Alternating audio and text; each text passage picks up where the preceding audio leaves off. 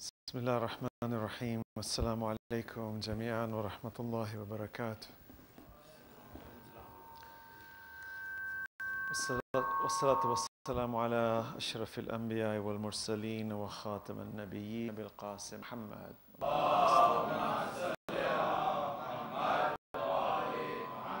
وعلى آله الطيبين الطاهرين المأسومين المظلومين. أما بعد، فقد قال الله سبحانه وتعالى في كتابه المجيد: وقوله الحق وهو أصدق الصادقين. بسم الله الرحمن الرحيم. أحسب الناس أن يتركوا أن يقولوا آمنا وهم لا يفتنون ولقد فتنا الذين من قبلهم. صدق الله العلي العظيم. صلوات على محمد وآل محمد.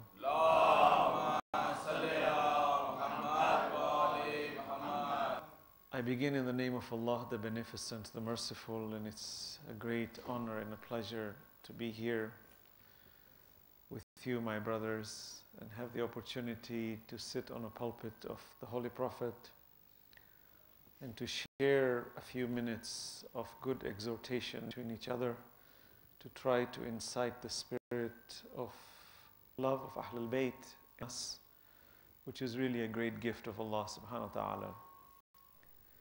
In this blessed month of Mohrram, which is the monumental month of the year, whereby Allah has given us the opportunity through the great sacrifice of Imam Hussein alayhi salam to remember our responsibilities and duties as human beings on this earth before we leave for the next world.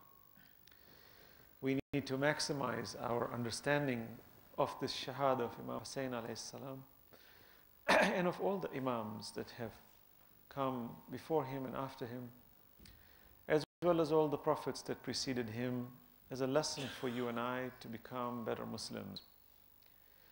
I'm a firm believer that Allah subhanahu wa ta'ala did not send these prophets and this great religion under great difficulty. I mean, when you look at history, prophets were chased after, they were sought after, they were murdered, their families were murdered, they were killed. They became shaheed. And Allah allowed that.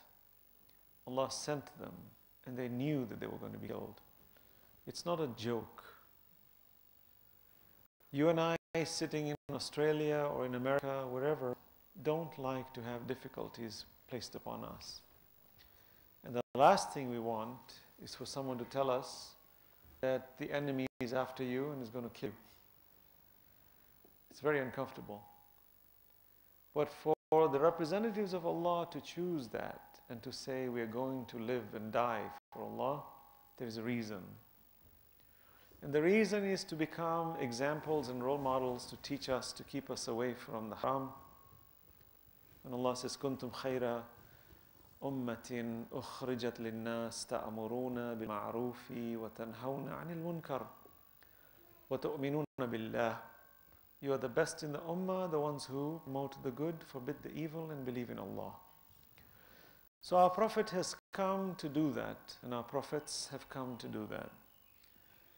Thus, it's an honor to have a community having built or bought and fixed a center like this, and engaged a scholar to lead the community, and to have such programs on a weekly routine basis or on a monthly basis. But it is not, we have not, daily basis, mashallah, excellent.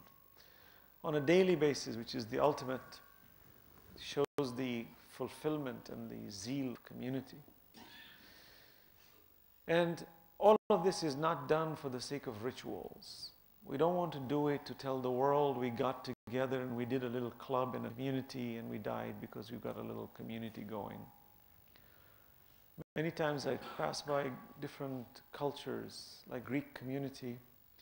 In New York, there's a large Greek community and they have these clubs that they get together. You know, the Greeks get together, or you find the Italian club or the Spanish club.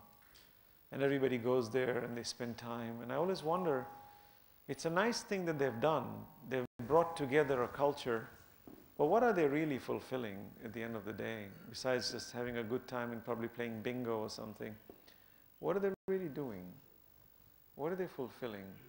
Are they enjoining good and forbidding evil? No. See, sad. So it looks like a club, but it has no value.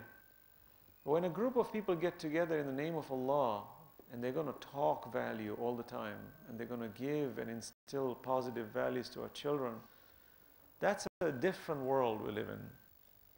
And what better to have the artillery and the proper instruments, perfect instruments, like the Kitabullahi wa itrati ahl bayti, that when you have that, nobody has better than we have. So it's a great gift what we have. But what we need to do globally, especially here, and Allah has blessed us in many ways, being raised in a non-Muslim environment, is we become aware of our religion. And we are now forced to identify ourselves, to protect our religion when we are attacked, and to find logical, valid arguments for the religion and valid arguments against those who are disbelievers. That makes us wiser individuals. And really, when you look, this is the goal of living. If you look at what Allah has done for us, when He says, وَنَفْسٍ وَمَا سَوَّاهَا فَأَلْهَمَهَا فُجُورَهَا وَتَقْوَاهَا قَدْ أَفْلَحَ مَنْ زَكَّاهَا وَقَدْ خَابَ مَنْ دَسَّاهَا. Allah subhanahu wa ta'ala is saying to us, we have given this to you as a gift. You have to use it and keep working towards it. I believe when a human being is engaged in intellectual discussion, even a young child, you know, how old are you, brother? 7. See, a 7-year-old boy. To me, he's not an old person. He's a young child. But to me, he's not a baby that he is ignorant. I think he's very sharp. All of you are. You're all smiling, but that's the truth. You see, you're smiling. You understood my point, right? That's good. See, it shows you how smart children are. Now, if we don't present proper Islam to them, they will have a doubt in their hearts, and they'll say, you know what, this religion doesn't have much value. But when we intellectualize and talk valuable things, they may not understand everything we say, and that's not the goal. The goal is for them to pick up some of these gems that we try to throw from the pulpit of the Prophet. And these are not our gems, these are the gems of Allah subhanahu wa ta'ala.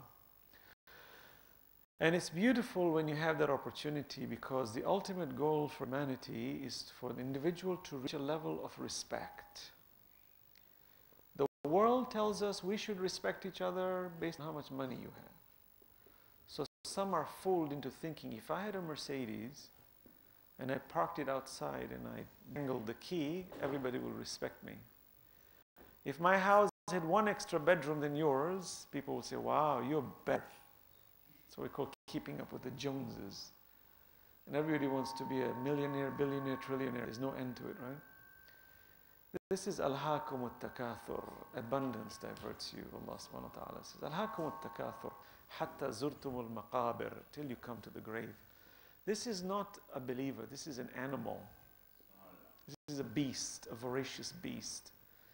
A human being, insan, هل أتى على الإنسان حين من الدهر لم يكن شيئا مذكورا. Has man considered the fact that he was not worthy of being mentioned? You see? So my point I'm saying here is, Allah has blessed us with a beautiful religion, beautiful facilities like these. All of these, it needs to be zoned in, focused, and say, our programs are going to promote ethical constructs, logical.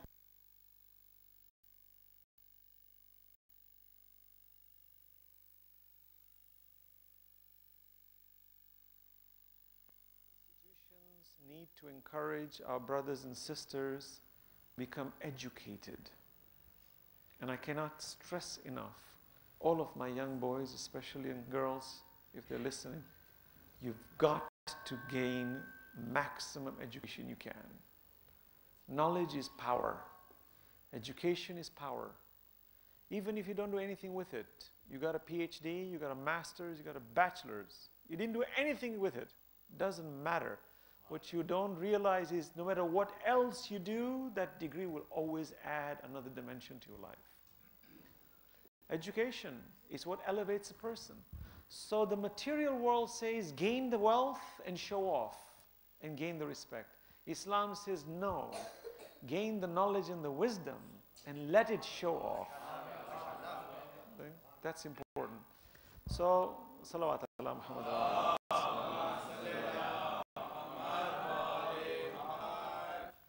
So we need to encourage each other through knowledge, education, and wisdom and good behavior. What I just stated is the classic example of prophets and imams. They were educated, not by the public, by Allah subhanahu wa ta'ala. Their knowledge was unique. They're able to cut through knowledge. Look at Imam Muhammad Baqir alayhi salatu wasalam. He would slice through knowledge. That's why he's known as Baqir al-Ulum, one who cuts knowledge. He cuts and he shows you dimensions of life. Our blessed messenger has made a beautiful statement. He said the most beautiful thing in a human being is his intelligence. That's the most beautiful thing. Nothing else. A person could look unattractive to you or me, and we may say, this is a normal person, he's got no beauty. Then the person starts speaking, and you stop, and you look, and you listen, and you fall in love with the person. Suddenly, an unattractive being suddenly has become beautiful. Why? Because the intelligence, the aql, the inner is now showing off. On the flip side, you see a very handsome, beautiful, attractive person you're attracted to. Then they start talking, and you walk away. It's just ugly. The minute they open their big mouth, and the tongue is this long like a serpent, or it's harsh, or it's dumb, or it makes silly statements, suddenly this beautiful person looks ugly. So what are we going for? Beauty. But what is beauty if not intelligence and aql? So Allah subhanahu wa ta'ala in even Al-Kafi says, this aql, I created it first, and I commanded it to go, and it went. Commanded it to come, it came.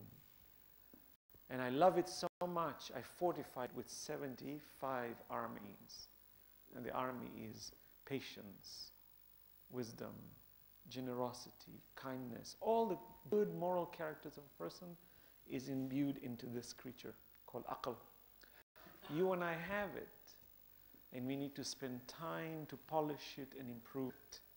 Because at the end of the road, the success of an individual is when he can polish his intellect. Now the society loves you, you command respect, people miss you when you're away, they're happy when you're with them, and they never care about your bank balance. They don't care what car you drive, they don't care what you own and what you don't own, because they couldn't care less. They are impressed either way. You live in a hut, they love you. You live in a palace, they love you. Isn't this the basic goal of life? This is the ultimate goal of life. But the world does not follow